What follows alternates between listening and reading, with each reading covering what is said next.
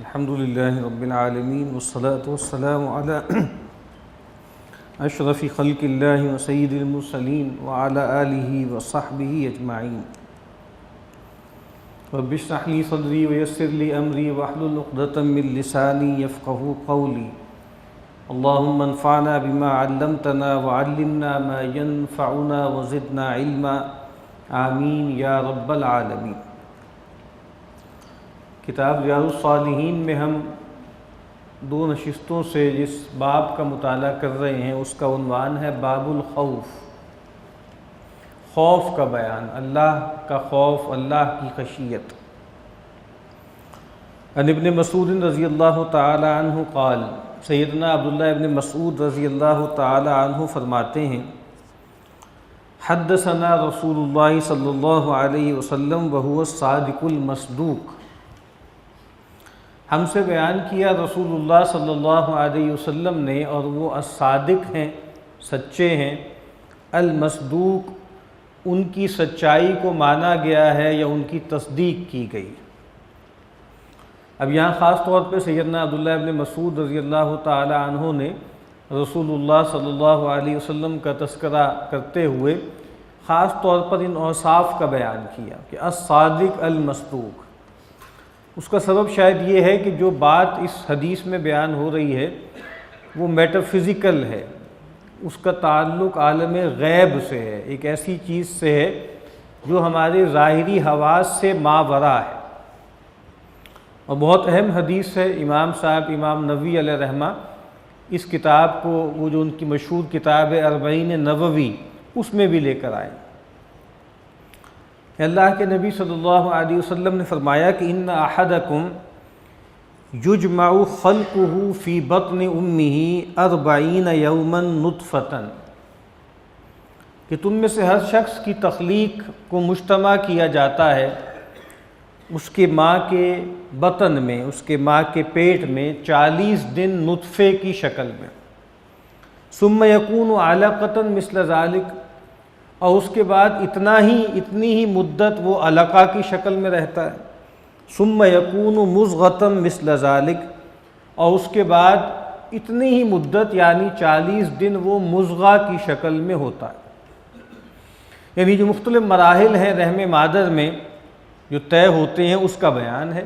40 دن نطفہ ہے، 40 دن علقہ ہے، وہ جو ایک لوتھڑا سا ہوتا ہے جونک کی طرح جو یوٹرس کے ساتھ چپک جاتا ہے، اس کو علقہ کہا گیا ہے۔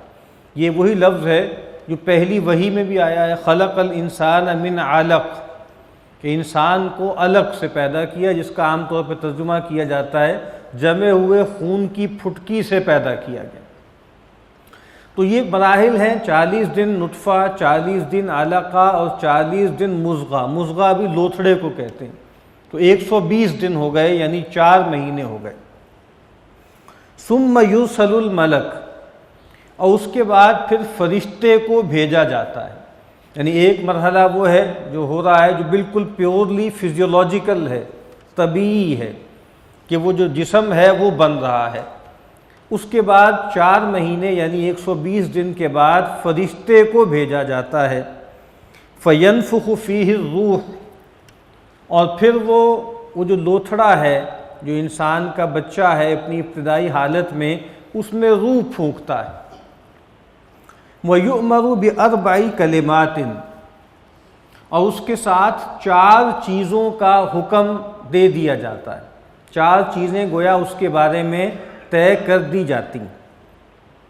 بِكَتْبِ رِزْقِهِ، اس کا رزق لکھ دیا جاتا ہے، وَأَجَلِهِ، اور یہ متعین کر دیا جاتا ہے کہ اس کی اجل کب ہے، یعنی اس کی موت کب ہے، وَعَمَلِهِ، اور اس کا عمل کیا ہوگا، وَشَقِيٌّ أَوْ سَعِيدٌ، اور وہ بدبخت ہوگا، نامراد ہوگا، یا خوش بخت ہوگا، بامراد ہوگا۔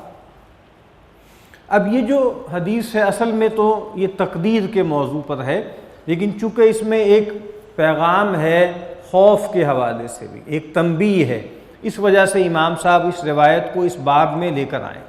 تو کچھ مختصر بات میں عرض کر دیتا ہوں تقدیر کے حوالے سے۔ دیکھیے تقدیر کا مسئلہ اصل میں کیا ہے اللہ تعالیٰ کی دو صفات ہیں، ان کی تفصیل کو تقدیر کہتے ہیں۔ تقدیر کا مطلب ہوتا ہے اندازہ ٹھہرانا، ایک چیز مقرر کر دینا۔ جو کچھ اس دنیا میں انسان کرتا ہے اور باقی ساری مخلوقات کرتی ہیں، وہ اللہ تعالیٰ کی قدرت کے تحت ہے۔ یعنی اللہ قدرت رکھتا ہے اور اس قدرت کا تھوڑا سا حصہ اس نے مخلوقات میں رکھا ہے، خاص طور پہ ان مخلوقات میں جن کو فری ول حاصل ہے اور اس کی بنیاد پر وہ عمل کرتی ہیں۔ لیکن ہر چیز اللہ کی قدرت کے تابع ہے۔ اور دوسری بات کیا ہے کہ ہر چیز اللہ کے علم میں ہے، کوئی چیز اللہ کے علم سے باہر نہیں ہے۔ عام طور پہ ہم خیال کرتے ہیں کہ دو مخلوقات ہیں جس کے بارے میں یہ تصور ہے کہ وہ مکلف ہیں، اور مکلف ہونے کا مطلب کیا ہے کہ ان کو فری ول حاصل ہے، ایک انسان اور ایک جنات۔ اب علم الہی کا مطلب یہ ہے کہ جو بھی مخلوقات ہیں وہ جو کچھ بھی کریں گی اپنی پیدائش سے لے کے اپنی وفات تک، وہ سب کا سب اللہ پہلے سے جانتے ہیں۔ اس کائنات کو اللہ نے خلق کیا، ایک وقت آئے گا اللہ اس کائنات کو ختم کر دیں گے، اور اس کے بعد محشر بپا ہوگا، اور اس کے بعد وہاں حساب کتاب ہوگا اور جنت اور جہنم کے فیصلے ہوں گے۔ اب یہ تمام چیزیں کیا ہیں؟ یہ ٹائم میں ہمیں محسوس ہوتی ہیں کہ پہلے یہ ہوا، پھر یہ ہوا، پھر یہ ہوا، پھر یہ ہوا، پھر یہ ہوا۔ ہمارا جو ایکسپیرینس جو ٹائم کا ہے وہ سیریل ہے، اس میں تقدیم و تاخیر ہوتی ہے، پہلے یہ ہوا بعد میں یہ ہوا۔ یعنی ہمارے ہاں وقت میں ماضی، حال، مستقبل کی کیٹیگریز ہیں۔ اللہ تعالیٰ کے لیے وہ سب کچھ گویا جو ماضی، حال، مستقبل ہے، ایک جھماکے کی طرح ہے، ایک لمحے کی طرح ہے۔ اللہ تعالیٰ کے لیے جو کچھ بھی ہونا ہے وہ گویا ہو چکا ہے، اور اللہ اس کو دیکھ چکے ہیں، وہ سب اللہ کے علم میں ہے۔ تو اب انسان اپنی زندگی میں جو کچھ بھی کرتا ہے، بڑا حصہ تو انسان کی شخصیت کا جبر سے گورن ہوتا ہے، تھوڑا سا حصہ ہے جس میں اس کو اختیار ہے۔ کبھی آپ غور کریں تو انسان کی زندگی کا بیشتر حصہ اس میں انسان کو اختیار نہیں ہے۔ سب سے پہلے تو پیدائش پہ اختیار نہیں ہے، اور اس کے بعد موت پر اختیار نہیں ہے۔ لائی حیات آئے قضا لے چلی چلے، اپنی خوشی نہ آئے نہ اپنی خوشی چلے۔ تو مجھے کب پیدا ہونا ہے، کس صدی میں پیدا ہونا ہے، کن حالات میں پیدا ہونا ہے، پیغمبر کے ہین حیات پیدا ہونا ہے یا پیغمبر کے 1400-1500 سال بعد پیدا ہونا ہے، جس گھر میں تولد کرنا ہے وہ گھر مسلمانوں کا ہے غیر مسلموں کا ہے، مسلمانوں میں ہے تو کس طرح کے لوگ ہیں، کس قبیل کے لوگ ہیں، والدین نیک لوگ ہیں، صالح ہیں یا بدقماش ہیں۔ پھر یہ بات کہ جس گھر میں پیدا ہونا ہے اس کے معاشی حالات کیا ہیں، محل میں پیدا ہونا ہے، کٹیا میں مجھے جنم لینا ہے۔ اب یہ تمام چیزیں یہ جبر ہیں انسان پہ۔ پھر زندگی جو انسان گزارتا ہے اس کا بھی بڑا حصہ جبر سے گورن ہوتا ہے۔ بہت سی فزیکل لیمیٹیشنز ہیں، انسان ایک خاص دوری سے آگے دیکھ نہیں سکتا بغیر آلات کے، ایک خاص فاصلے سے دور سن نہیں سکتا، بغیر آلات کے ہوا میں اڑ نہیں سکتا۔ یہ جبر ہیں جو اس کی شخصیت پر عائد ہیں۔ اسی لیے ایک مشہور جو قصہ سا ہے کہ سیدنا علی رضی اللہ تعالیٰ عنہ سے کسی نے پوچھا کہ بتائیے کہ انسان کتنا مجبور ہے اور کتنا مختار ہے۔ تو سیدنا نے فرمایا کہ بھائی اپنی ایک ٹانگ اٹھاؤ، انہوں نے اٹھا لی۔ انہوں نے کہا اب دوسری اٹھاؤ، تو کہا کہ دوسری تو نہیں اٹھا سکتا، کہا بس اتنا ہی مختار ہے اور اتنا ہی مجبور ہے۔ اور سب سے بڑا جبر انسان پر کیا لاحق ہے؟ سب سے بڑا جبر موت ہے۔ کوئی انسان مرنا نہیں چاہتا لیکن بہرحال اس کو مرنا ہی پڑتا ہے۔ تو بہت کچھ انسان اس دنیا میں جو کرتا ہے اس میں اس کا اختیار نہیں ہے، اور یہ بات ہمیں معلوم ہونی چاہیے کہ جہاں پر اس کا اختیار نہیں ہے وہاں پر اس کا محاسبہ بھی نہیں ہے۔ انسان کو اختیار ایک بہت چھوٹے سے دائرے میں ہے، اور وہ دائرہ کیا ہے؟ وہ موریلٹی کا دائرہ ہے، وہ خیر و شر کا، حق و باطل کا، حسن و قبح میں چوائس کا دائرہ ہے۔ یہ وہ دائرہ ہے جہاں انسان کو اختیار ہے، اور اسی دائرے کے حوالے سے انسان کا مواخذہ ہے۔ تو اب اصل میں کیا ہے؟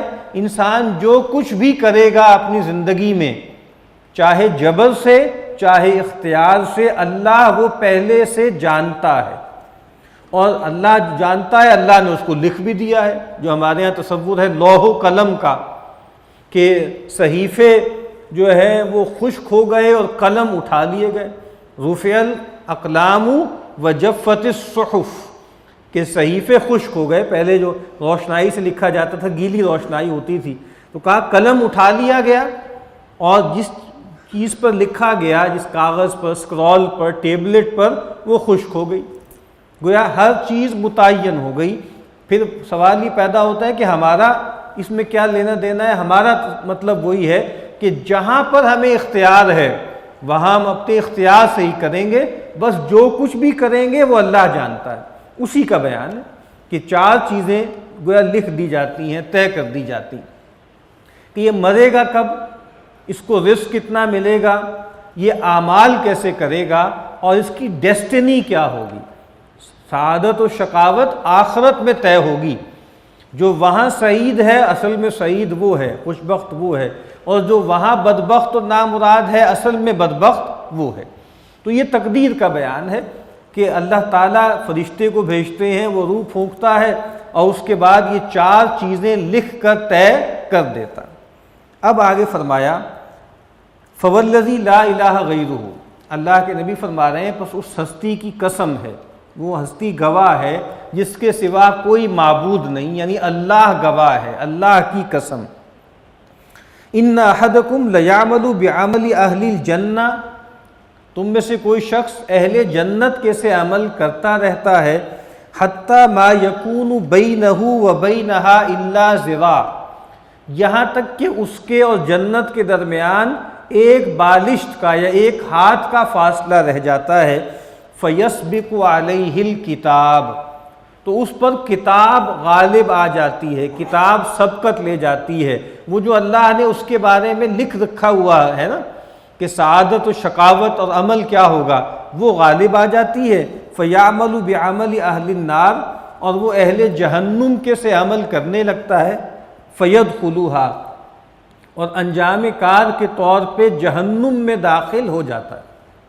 اب بڑی خوفناک صورتحال ہے کہ ایک آدمی اہل جنت کے سے عمل کر رہا ہے، اور بظاہر ایسے لگتا ہے کہ یہ تو جنت میں گیا کہ گیا، اور بس جنت میں پہنچا ہی چاہتا ہے، لیکن اس وقت وہ جو لکھا ہوا ہے وہ سبقت لے جاتا ہے، اور وہ اہل جہنم کے سے عمل کرنے لگتا ہے، اور اس کی موت پھر اس حالت پر آتی ہے اور وہ جہنم میں داخل کر دیا جاتا ہے۔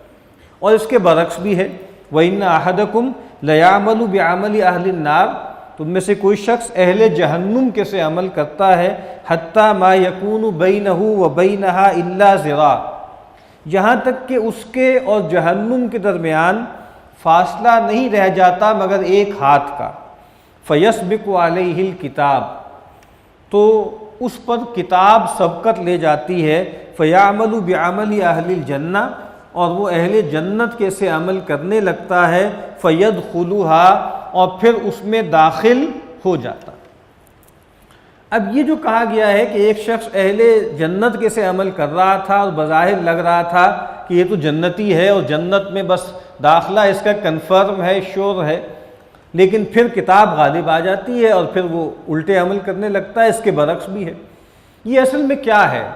کیا یہ کوئی جبر ہے؟ کیا یہ فیصلہ آربیٹریری ہے، الل ٹپ ہے کہ ایک آدمی تو جنتی ہی ہے اور جنتی اعمال کر رہا ہے، لیکن اللہ تعالیٰ نے جبراً اس کو دوسری راہ پہ چلا دیا؟ جیسے ایک ٹرین جو ہے وہ ایک خاص پٹری پہ چل رہی ہے اور ایک خاص جگہ پر آ کر جو ہے وہ کانٹا بدل دیا اور وہاں چلنے لگا۔ کیا یہ آربیٹریری عمل ہے؟ یہ آربیٹریری عمل نہیں ہے۔ ایک بات تو یہ ہے کہ وہ آدمی جو بظاہر اہل جنت کے سے عمل کر رہا تھا، اصل میں وہ خبیث الباطن تھا، اصل میں وہ حق کا سچا پیروکار نہیں تھا، سچا طالب نہیں تھا۔ اسی لیے بہت سی روایتوں میں الفاظ آتے ہیں فیما یبدوہ للناس، جیسا کہ لوگوں کو دکھتا ہے، لوگوں پہ ظاہر ہوتا ہے۔ یعنی ایک آدمی بظاہر لگ رہا ہے کہ برے اعمال کر رہا ہے اور اچھا آدمی نہیں ہے، اور نماز نہیں پڑھ رہا، دین کے احکامات پہ عمل نہیں کر رہا، لیکن ویسے باطناً وہ اچھا ہوتا ہے، بھلا آدمی ہوتا ہے۔ اور ایک خاص وقت آتا ہے کہ اللہ تعالیٰ اس میں تبدیلی کر دیتے ہیں اور وہ ظاہراً بھی بہت اچھا ہو جاتا ہے، اور جو ظاہری احکامات ہیں اس پر بھی عامل ہو جاتا ہے۔ اسی لیے ایک حدیث میں اس کا کانٹیکسٹ بھی بیان ہوا کہ نبی صلی اللہ علیہ وسلم نے ایک جنگ کے موقع پر وہاں پر ایک صاحب تھے جو بہت بے جگری سے لڑ رہے تھے اور مشرکین کے درپے ہوتے، اور کتنے ہی مشرکین کو انہوں نے مار دیا۔ تو صحابہ نے کہا کہ ما اجزا احد ما اجزا فلان، کہ کسی نے بھی جنگ کا حق ادا نہیں کیا جیسا کہ فلاں شخص نے حق ادا کیا۔ تو اللہ کے نبی صلی اللہ علیہ وسلم نے یہ کمنٹ جب سنے تو آپ نے کہا انہو من اہل النار، وہ جہنمیوں میں سے ہے۔ اب لوگ پریشان ہو گئے اور ایک صاحب نے کہا کہ میں دیکھوں تو صحیح معاملہ کیا ہے، تو ان صحابی نے ان صاحب کو فالو کرنا شروع کر دیا، اور بھی کئی لوگوں کو اس نے ٹھکانے لگایا۔ اس کے بعد وہ صاحب زخمی ہو گئے، اور اس کے بعد وہ ایک جگہ پر گئے اور انہوں نے اپنا خنجر نیچے رکھا اور اپنے آپ کو اس پر گرا لیا اور خودکشی کر لی۔ اور پھر وہ صاحب نبی اکرم صلی اللہ علیہ وسلم کی خدمت میں وہ صحابی آئے جو ان کا پیچھا کر رہے تھے، اور انہوں نے کہا اشہد انک رسول اللہ، اے اللہ کے نبی میں گواہی دیتا ہوں کہ آپ اللہ کے رسول ہیں۔ کہ واقعتاً وہ شخص ایسا تھا کہ بدطینت آدمی تھا، اور اس کا مطلب یہ ہے کہ جو لڑائی بھی وہ کر رہا تھا وہ اللہ کے لیے نہیں کر رہا تھا، ورنہ اگر وہ اللہ کے لیے لڑ رہا ہوتا تو جو زخم اس کو آیا تھا اس کو جھیلتا، صبر کرتا، لیکن اس نے خودکشی کر لی، اپنے آپ کو ہلاک کر دیا۔ تو پھر اللہ کے نبی صلی اللہ علیہ وسلم نے یہ بات فرمائی کہ دیکھو تم میں سے کوئی شخص بظاہر ایسے اعمال کر رہا ہوتا ہے کہ لگتا ہے کہ جنتیوں میں سے ہے، لیکن وہ جنتیوں میں سے نہیں ہوتا، اور اسی طریقے سے بظاہر لگتا ہے ایک شخص کے اہل جہنم کے سے عمل کر رہا ہے، لیکن وہ اصل میں جنتی ہوتا ہے، اور ایک خاص وقت آتا ہے کہ اللہ تعالیٰ اس میں تبدیلی پیدا کر دیتے ہیں اور وہ اہل جنت کے اعمال پر مرتا۔ اسی لیے یہ بات کہی جاتی ہے، ہمارے اسلاف، ہمارے بڑے ہمیشہ یہ دعا کیا کرتے تھے کہ اللہم انی اسألک حسن الخاتمہ، کہ اے اللہ میں تجھ سے سوال کرتا ہوں حسن خاتمہ کا۔ اور اس سے یہ بات بھی معلوم ہوتی ہے کہ ایک خاص پیغام ہمیں ملتا ہے اس روایت سے، اور وہ یہ ہے کہ کسی شخص کو اگر ہم دیکھیں کہ انتہائی برا کردار ہے، بہت برے اعمال ہیں، سارے شرعی عیب اس میں موجود ہیں، تو اس کے بارے میں بھی ہم کوئی فائنل ججمنٹ نہ دے دیا کریں کہ یہ صاحب تو جہنمی ہے، یہ صاحب تو گون کیس ہے، ان میں کوئی تبدیلی نہیں آ سکتی۔ ابھی وہ جو ویل آف فارچون جس کو ہم کہتے ہیں نا، وہ گھوم رہا ہے، آج وہ کہیں نیچے ہے لیکن کل وہ اوپر بھی تو آ سکتا ہے۔